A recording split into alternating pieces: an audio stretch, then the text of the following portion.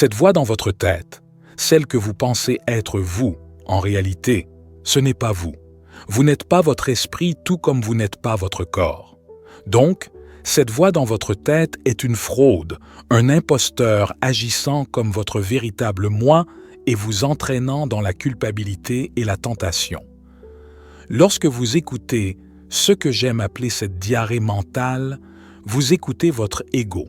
Oui, cette voix est votre ego, une projection de faibles vibrations de l'esprit conçue pour tester le véritable vous. Ce n'est pas votre vraie voix intérieure. Pensez à combien de fois ce bavardage mental vous a égaré. À quelle fréquence vous a-t-elle rempli de doutes, de peur et d'insécurité? Ce n'est pas votre véritable voix qui parle, c'est votre ego, et il est temps que vous appreniez à reconnaître la différence. Votre ego est comme un parasite se nourrissant de vos peurs et de vos insécurités. C'est la partie de vous qui cherche toujours la validation externe, qui se compare toujours aux autres, qui s'inquiète toujours de ce que les gens pensent.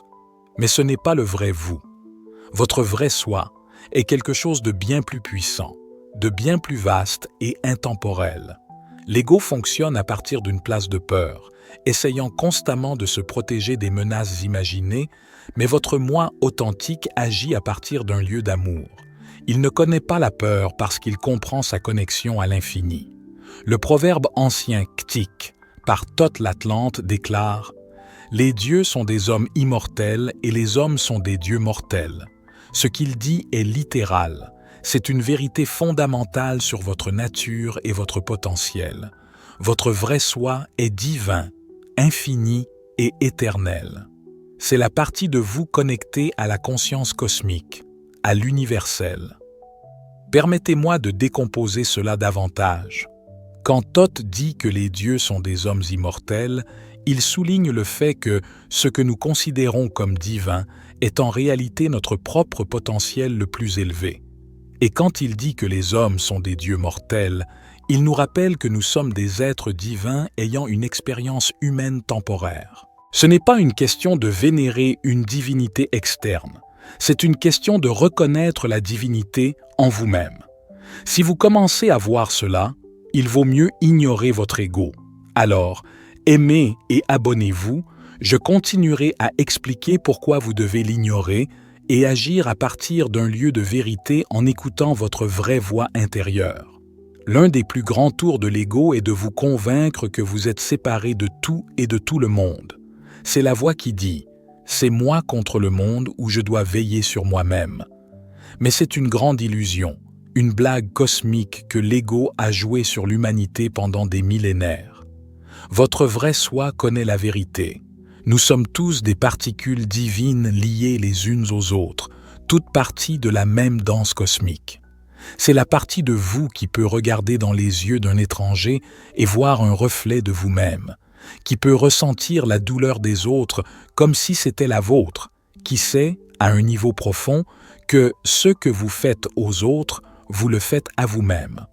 C'est la vérité de qui vous êtes, cachée sous des couches de conditionnement et de fausses croyances. Il est temps de retirer ces couches et de découvrir votre vraie nature.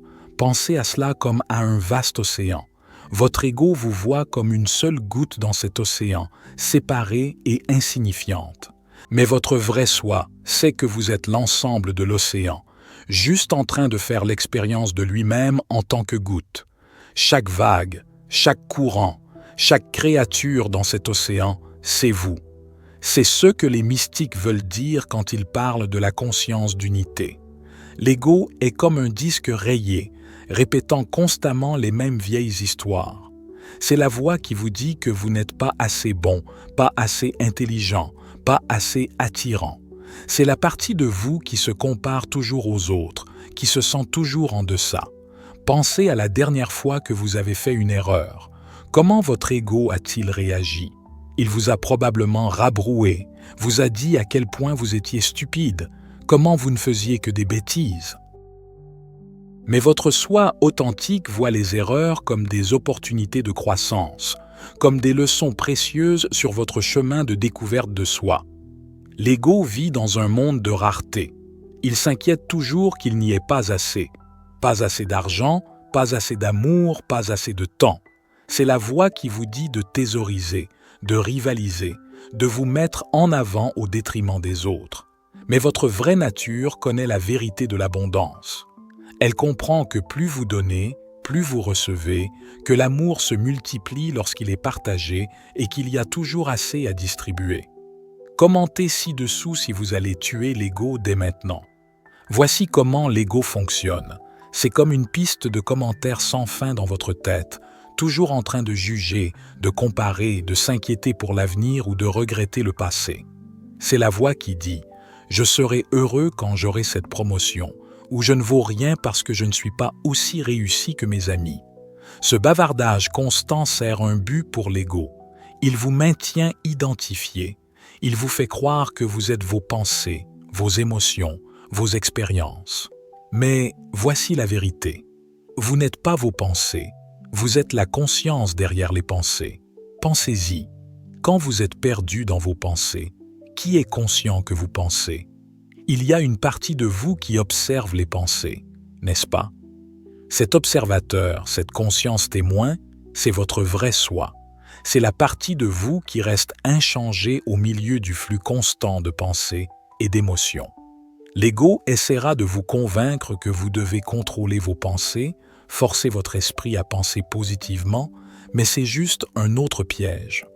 Le véritable pouvoir vient de la reconnaissance que vous n'êtes pas le penseur, mais la conscience dans laquelle les pensées surgissent. Alors, comment commencer à écouter votre soi authentique au lieu de votre ego? Cela commence par la conscience. Commencez à faire attention à la voix dans votre tête.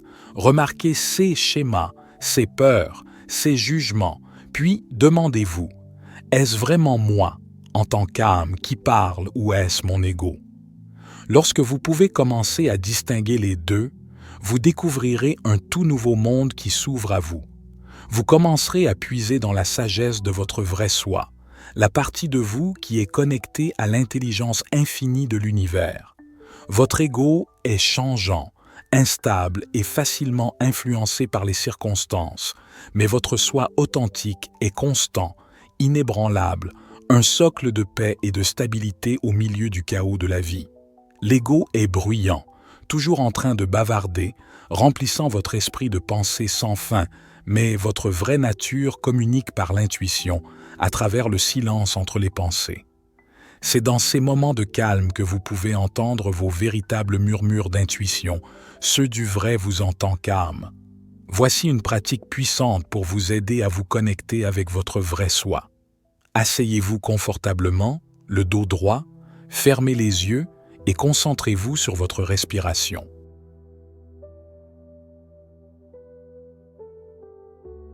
Au fur et à mesure que les pensées surgissent, ne cherchez pas à les réprimer, observez-les.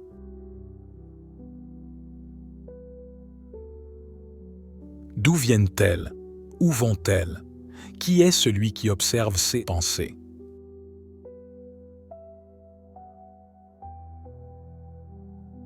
Cette pratique, connue sous le nom d'auto-enquête, a été enseignée par le sage indien Ramana Maharshi.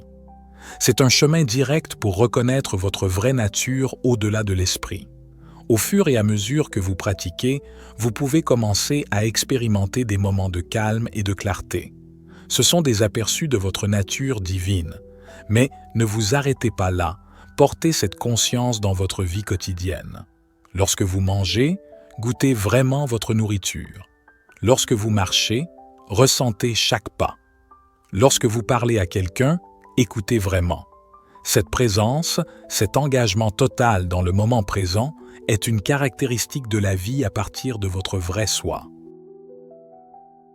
Rappelez-vous, l'éveil à votre vraie nature est un voyage, pas une destination. Il ne s'agit pas de faire complètement taire votre ego, cela n'est ni possible ni souhaitable.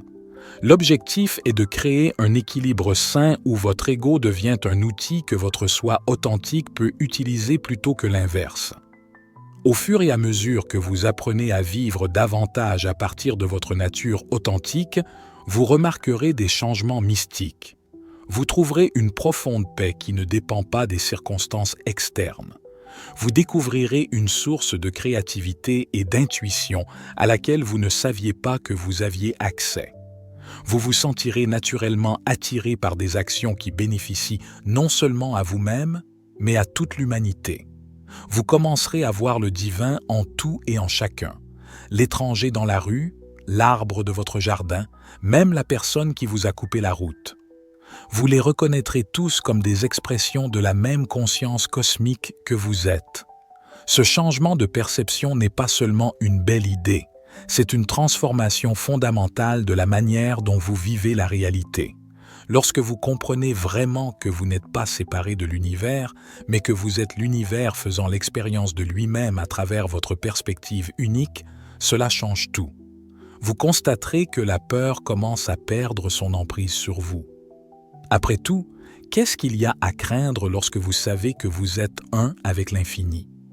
Vous commencerez à aborder les défis non pas comme des problèmes à résoudre, mais comme des opportunités de croissance et d'expansion. Vos relations se transformeront lorsque vous verrez les autres comme des extensions de vous-même. La compassion et la compréhension surgiront naturellement. Vous serez moins réactif et moins enclin à prendre les choses personnellement. Vous serez capable d'aimer plus profondément, plus inconditionnellement. Votre travail prendra un nouveau sens.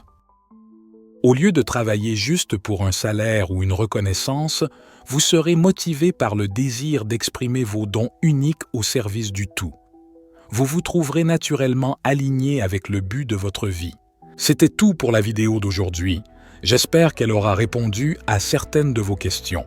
C'était David pour la sagesse infinie. Soyez bénis, mes amis.